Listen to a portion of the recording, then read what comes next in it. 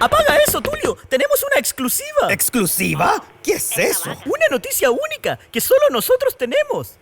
¡Oh! En efecto, Tulio, tenemos una exclusiva: la migración. A raíz de esto, el PIB ha estado disminuyendo considerablemente debido a que las personas se van a otros lugares, abandonando las localidades rurales.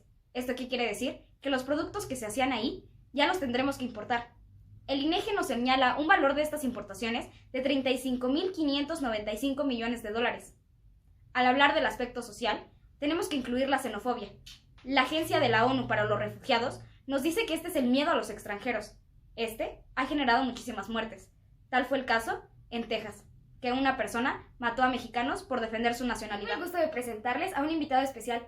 Él es licenciado en Derecho y nos hablará sobre los tratados internacionales en los que México participa.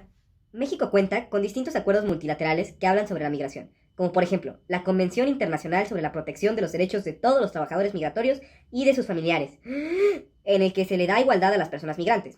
Esto se debe a que en el artículo 1 constitucional se establece que todas las personas que se encuentren dentro del territorio nacional gozarán de los derechos que se establecen en ese mismo ordenamiento y en los tratados internacionales de los que México sea parte, teniendo la misma jerarquía. Gracias, Led. Continuaremos con mi compañero, que nos explicará sobre los conceptos básicos de la migración. Y seguimos con la exclusiva y ahora vamos a conocer los aspectos básicos que debe saber nuestra comisión. Y para ello no se lo voy a decir yo. Tenemos un invitado especial, por favor, Max. Hola. Él es un migrante y nos explicará por qué él y sus amigos migran a nuestro país. Bueno, la primera razón es por la familia. Luego le sigue buscar trabajo u otra causa. Cambio de trabajo a sí mismo, también para estudiar y también porque se casaron. Yo tenía un primo que se casó y se vino para México y aquí se quedó. También por la inseguridad de nuestros países o porque los deportan. Esas son las principales razones por las cuales migramos hacia acá. Siendo estos aspectos, nuestra comisión podrá saber qué problemas resolucionar, porque con esto podremos frenar la cantidad de migrantes hacia nuestro país. Muchas gracias y volvemos al estudio. Vamos con Patana y esta información exclusiva.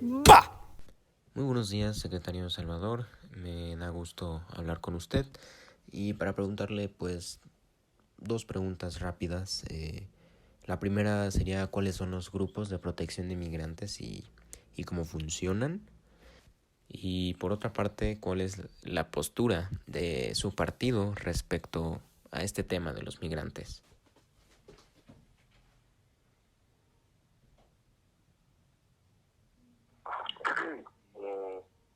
Buenos días, Carlos. Sí, bueno, en México, como ya sabemos, existen grupos que protegen al migrante. Se denominan los grupos beta de protección al migrante. Y a misiones la defensa y la protección de los derechos humanos de los migrantes por medio de acciones de apoyo, así como salvamento de rescate, asesoría legal, ayuda humanitaria y orientación. Estos grupos funcionan a través de recorridos de reconocimiento, bloqueos de prevención, brindando primeros auxilios, bujes de orientación, la capacitación de personas extraviadas y capacitación para los grupos beta. Y contestando a tu otra pregunta acerca de la postura del PRI en cuanto a la migración, yo justamente por la mañana me reuní con la secretaria Olga Sánchez ante la prensa de la Secretaría de Gobernación, quien dice que México no es un país de tránsito solamente, no es un país que dé un salvoconducto, es un país que abre las puertas para incluir a las personas que quieran entrar y migrar a nuestro país, pero de ninguna manera tenemos visas de tránsito o salvoconductos.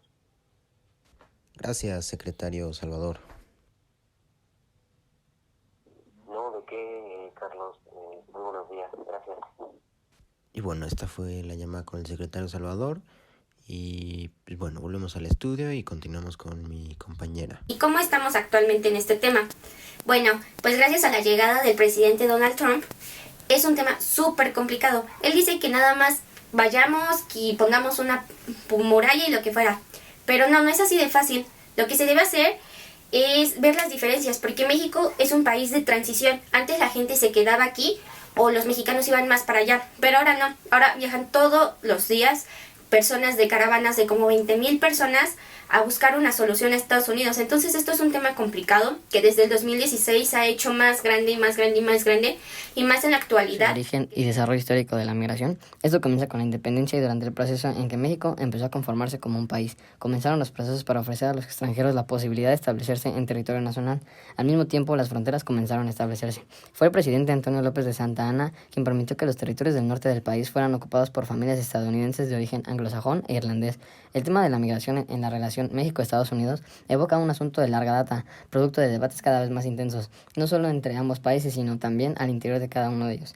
En la actualidad, el equipo de transición de Andrés Manuel López Obrador se opuso hace poco a la petición estadounidense de que los migrantes que solicitan refugio al cruzar la frontera lo hagan en México y no en Estados Unidos. La propuesta estadounidense, conocida como Acuerdo del Tercer País Seguro, pretende trasladar a México la responsabilidad que tiene Estados Unidos de examinar solicitudes y eventualmente conceder asilo a centroamericanos de conformidad con sus propias leyes.